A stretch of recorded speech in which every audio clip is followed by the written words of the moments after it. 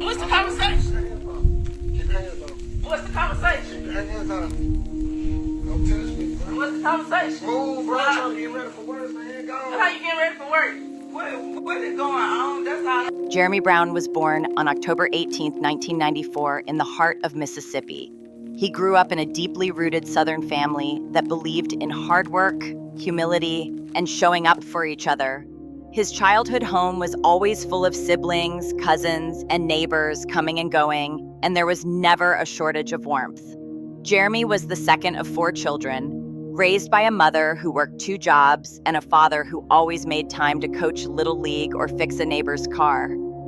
Family always came first. By the time he hit his teens, Jeremy had carved out a reputation as the good kid. The kind who'd walk a friend home after dark, give up his seat for someone's grandma at church, and mow an elderly neighbor's lawn without ever being asked. He was deeply compassionate, with a heart too big for his chest. His friends used to joke that Jeremy was wise beyond his years, and it wasn't far from the truth. Even as a teenager, he seemed to understand things about life, about patience, forgiveness, loyalty, that most people take decades to learn. Jeremy attended high school where he was a solid student and a dependable friend. He didn't chase popularity, but it found him anyway. He was involved in community programs and volunteered at the local food pantry on weekends.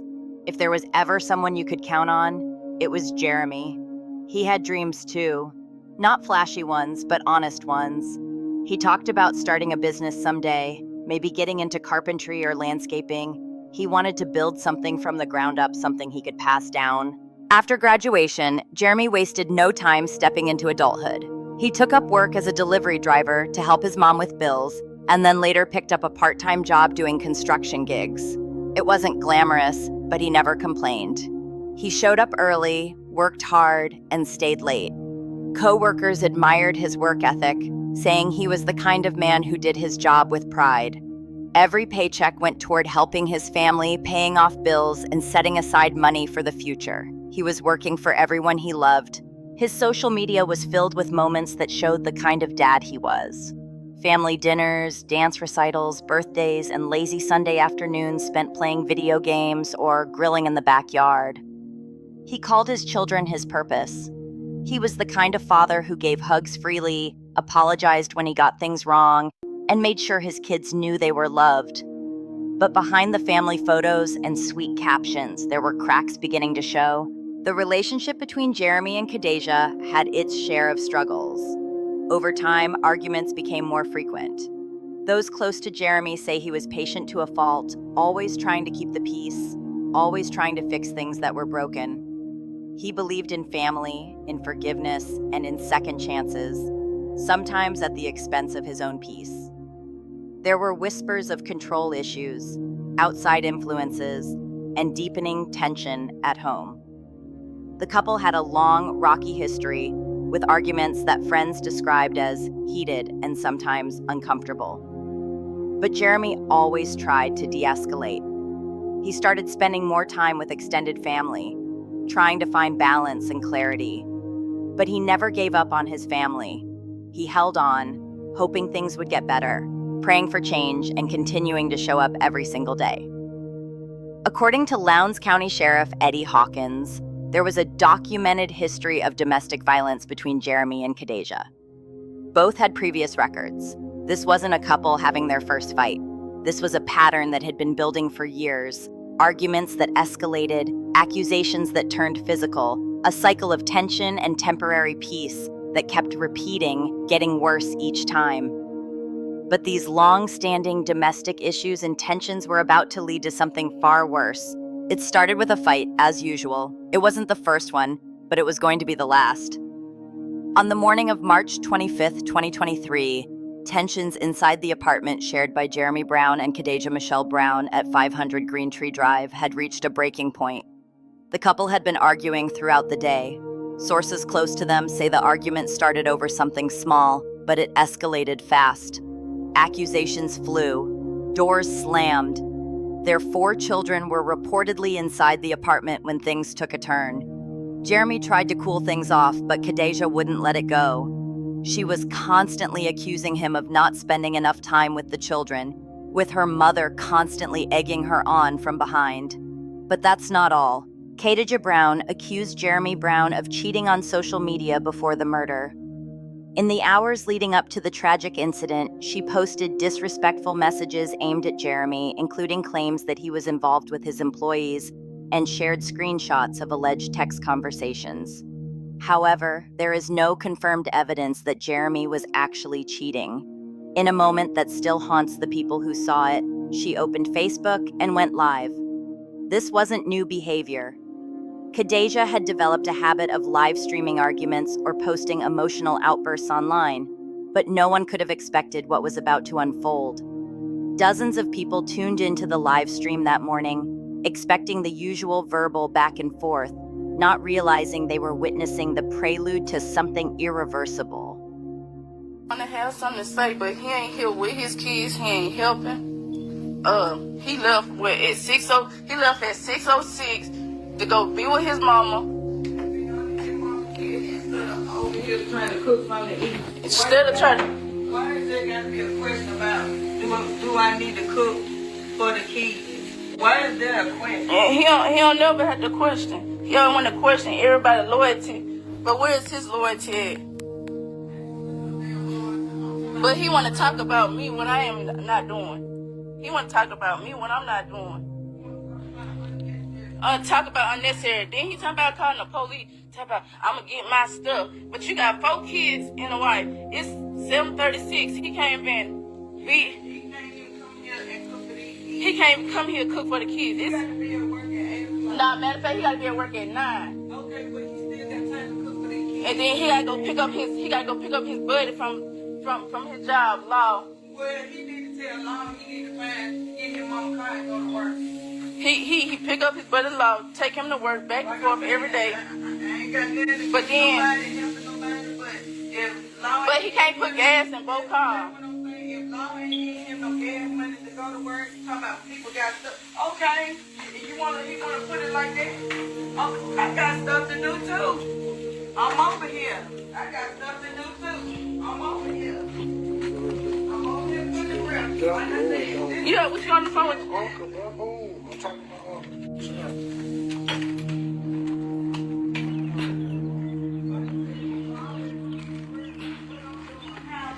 I'm over here. I'm doing. No, you ain't trying to get ready for work. Look at him. This is sad case, y'all. He getting his stuff. Look at that. Sad case. As a father. Okay, Jeremy, what is the conversation you want to have? We good. Yeah, and your baby in the room. Conversation you want to have? If I'm, give me my phone, bro. Don't say What is the something. conversation you want to have? What the conversation? Get out my He phone. said, what's the Don't touch conversation? me. Don't touch me. I call the police over here. Do not touch me. He said, what's the conversation y'all want to have? Get out of me. What's the conversation you want to have? I'm finna send that. Don't get you touch me, please. Get out of Ain't me. nobody touching. My cousin over here. Do not touch me, Don't bro. call nobody over here. Oh, What wait. is the Tell your daughter to keep her hands on What me. is the Tell your conversation? daughter to keep her hands on me. You the one slap me. You the one slap me. Hit me now. Hit me now. What's up? I'm still asking what is the conversation. Oh man, that's what I'm finna do. I'm finna get out. I ain't really trying to argue right now. I'm just trying to get my... No, you want to go tell your family about this, about that. You want to do this. I'm trying to leave from over here, please, man. I ain't trying to argue, man. Oh, Ain't I'm nobody going to take my car key off. don't let me... Stop. What is the conversation? No, what's the conversation? Stop my phone, bro. What's the conversation? Keep your hands on. What's the conversation? Keep your hands on. Don't touch me, bro. What's the conversation? Move, bro. I'm trying to get ready for work, man. Go How on. you getting ready for work? What is going on? That's all Yeah. I'm here. I'm over here doing. Talking about I don't do nothing for the kids. I don't do nothing. I do what I can when I I can. understand. But like I said, don't keep putting me in situations that's not my problem. And then, like I said, this is your family. You supposed to be here, helping, taking No, care of he ain't these straight. kids. He want No, you're not good because you're not here taking care of these kids. he wanna go call everybody. Keep your hands on me, bro. Don't touch me again. Touch you. Jason, send that over here. We'll make it easy. Send that over here. I'm gonna do it just like that. Send that over here. Ain't nobody been come over here and do anything. Get your hands on me, bro. Stop touching me. Move. You need to stop. Send that over here. Ain't nobody coming over here. Oh, me, bro. Sit down. Get your motherfucking hands on me. Stop. Stop touching me, bro. Stop. Stop touching me. I'm gonna get it. Murder scene. Stop. Touch me again. Stop. Look, yo. Touch me. Touch me again. Ain't Touch me, motherfucker. Stop. Wait a minute. Ain't nobody finna do that. Ain't nobody finna do nothing. Stop. Ain't nobody. Stop. Stop. Stop. Yeah. Yeah. Stop. Yeah, bitch. Stop. Stop. I'm not over here for this. Motherfucker gonna keep her I'll hands on kill me, your bro. ass night, bitch. Stop. Nobody, I can get out my bed for this. Stop. Oh, you ain't getting that. Everything in the top is on me. Stop. Get somewhere to sit down. Y'all gonna have to start talking all this. That's it. Then y'all wonder why the kids.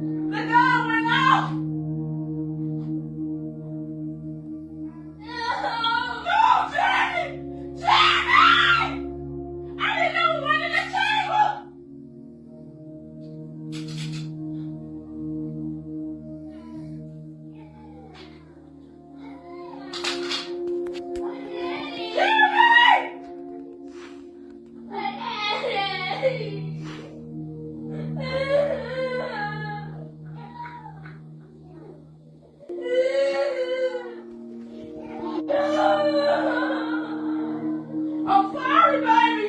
Come on, stay with us.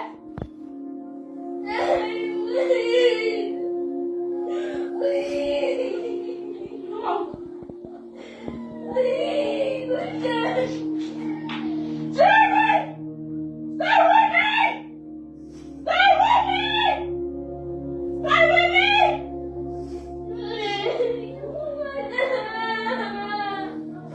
No.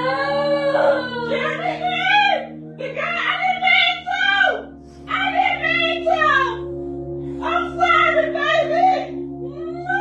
Wake up. God, please, it is in your will. Stay with him. I am sorry. Y'all go in the room. Y'all go in the room.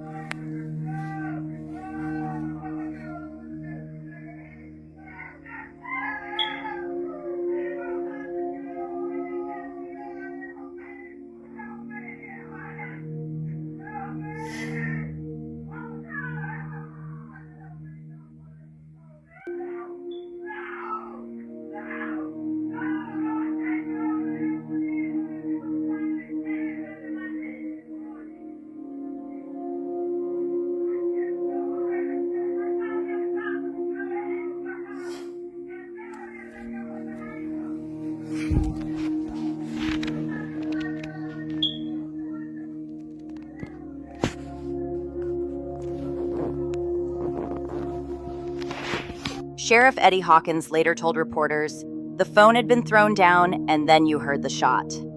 In the video, Jeremy can be heard in the background calmly trying to exit the situation. He tells her he doesn't want to argue. He's getting his stuff.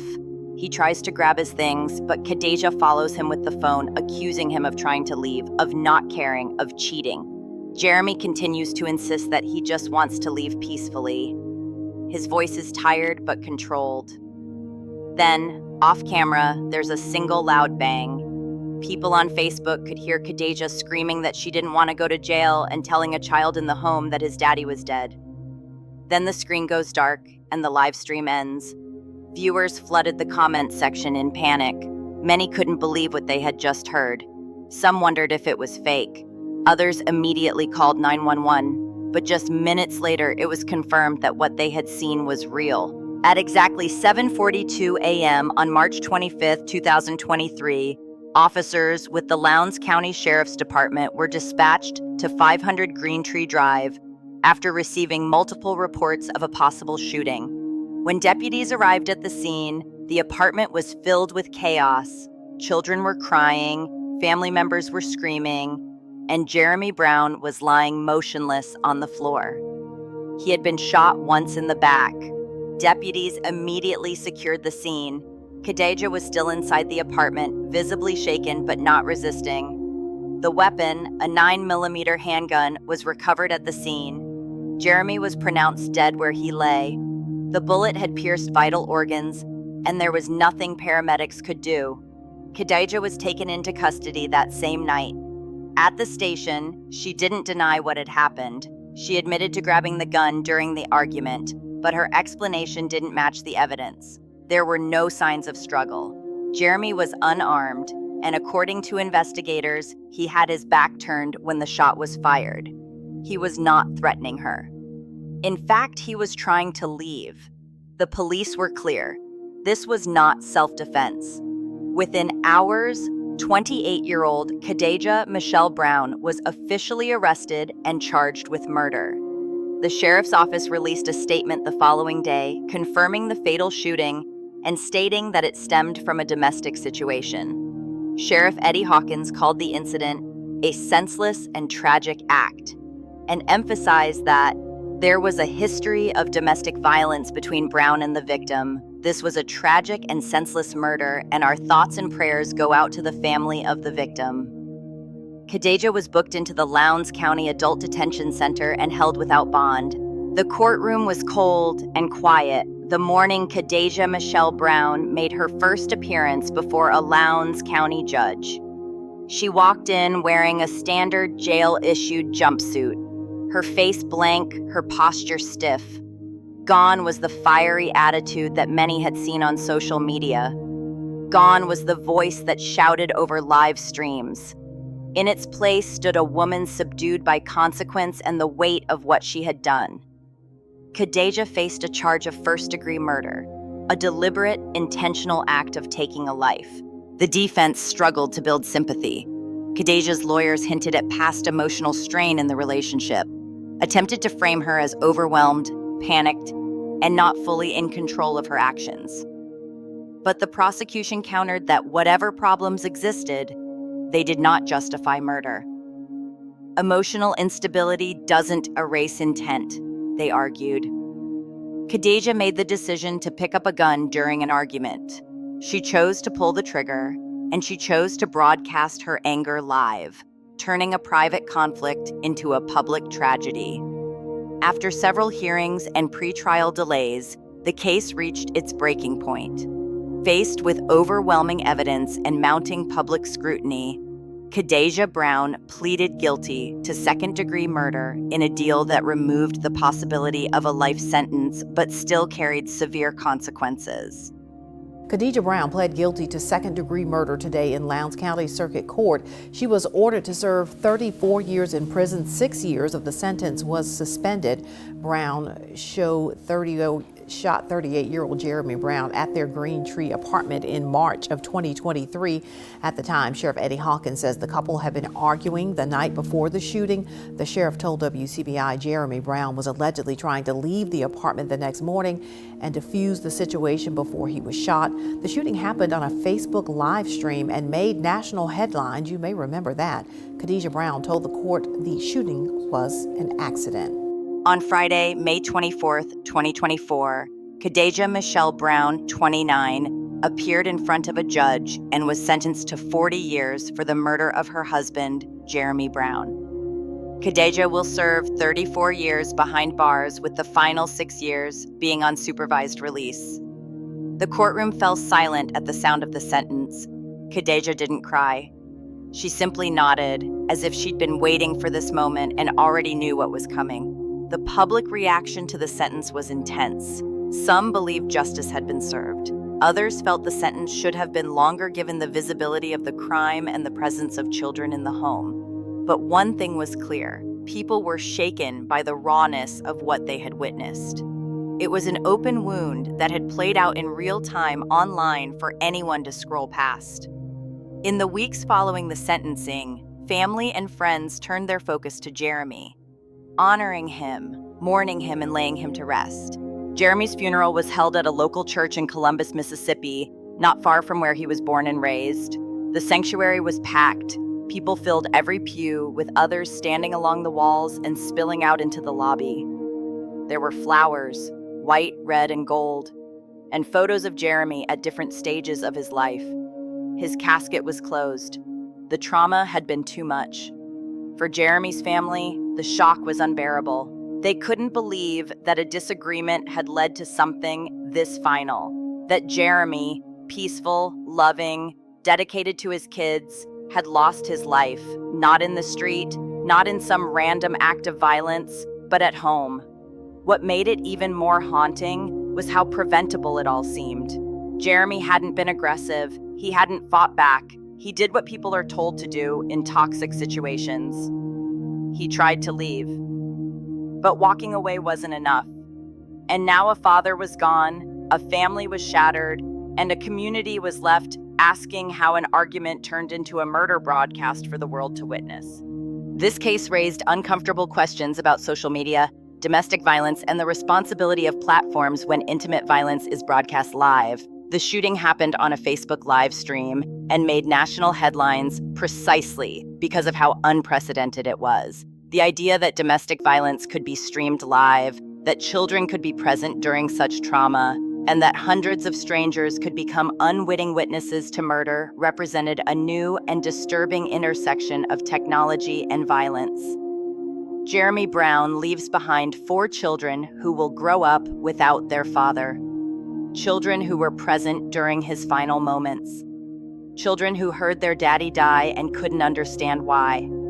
He leaves behind a family that will forever be changed by the knowledge that their loved one's final moments were witnessed by strangers on the internet, that his death became a viral video, that his most private pain became public entertainment. But Jeremy also leaves behind the memory of who he was. The good kid, the devoted father, the man who tried to be a peacemaker even when peace was impossible. In a world that often seems full of violence and anger, Jeremy Brown was the kind of person who made things better just by being there.